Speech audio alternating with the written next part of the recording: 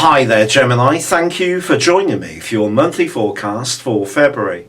Sometimes I hear people say about your sign that you're not very emotional, that you flex your intellect to deal with situations. As I've said before, I find this very unfair.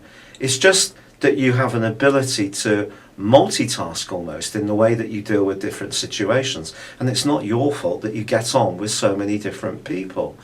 But you're faced with a situation at the start of this month which really does confront you in quite a passionate way, and it may stir up quite a lot of emotion.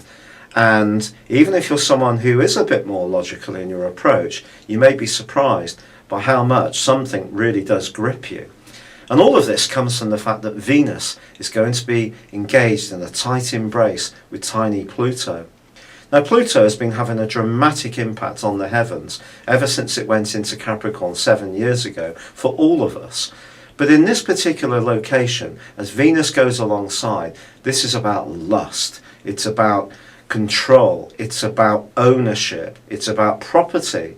It is about sexual attraction. It's about a mesmerizing connection or revulsion with someone you encounter.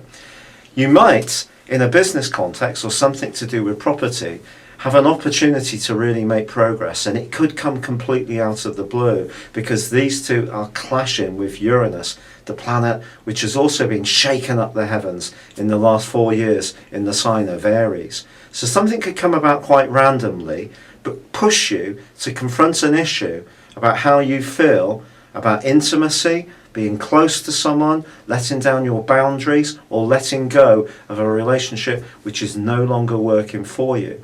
And whatever's being said, you need to penetrate deep beneath that to get to what's really meant. That's the crucial nub as this month begins. But if you are wanting to make some improvements to where you live, or move altogether, the fact that Venus then goes on to forge awesome angles with Mars and Jupiter, these can be much more positive and productive influences. And in fact, Mars and Jupiter are forging in the heart of this month, week 2 and 3, a fantastic link with one another. And this suggests that if you are wanting to make some changes, practical changes, if you can really have a plan of how you want to go about things, the enthusiasm you generate can really see things bubbling up to the boil quickly.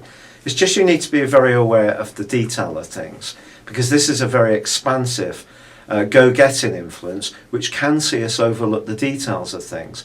And with Jupiter tracking backwards still in your 4th solar house, it is going to be important not to be overconfident. I think also the new moon, which occurs in Aquarius on the 8th, is particularly critical. This can create for you quite a lot of nervous energy.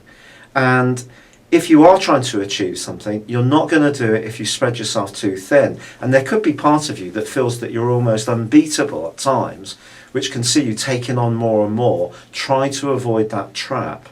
In fact, as the month goes on, and your ruler Mercury moves on the 13th, and also Venus on the 16th, you'll desire to open things up a little bit and get away from all that intensity that's been washing around since before the end of last year is going to be very strong. You might even think about a vacation, booking a holiday, getting away for a weekend, taking up a new hobby, learning a foreign language, checking out some higher educational courses, or even some professional ones. Because as this month goes on, widening your horizons is going to become an important issue. But once the Sun moves on the 19th, he's powering right up to the top of your horoscope. And that can see you attracting quite a lot of extra attention, especially for your talents. But the Sun goes on to merge with Neptune, and you can't be woolly in your approach. You need to have the details of what you're trying to achieve very clearly mapped out. So research is going to be vital. If anyone thinks that you're more of a wall gatherer or a dreamer, they're not going to be so persuaded by what you have to offer. However, Jupiter does forge a quite sensational link to Pluto as this month draws to a close. And if there is something that you've been wanting to fundamentally change about the basic structure and foundations of your life, be it physical or emotional, it can certainly change as this month draws to a close, even though there is a full moon in your sector of emotions on the 23rd of February. It's been a real pleasure being with you. Thank you for joining me. Good luck and goodbye for now.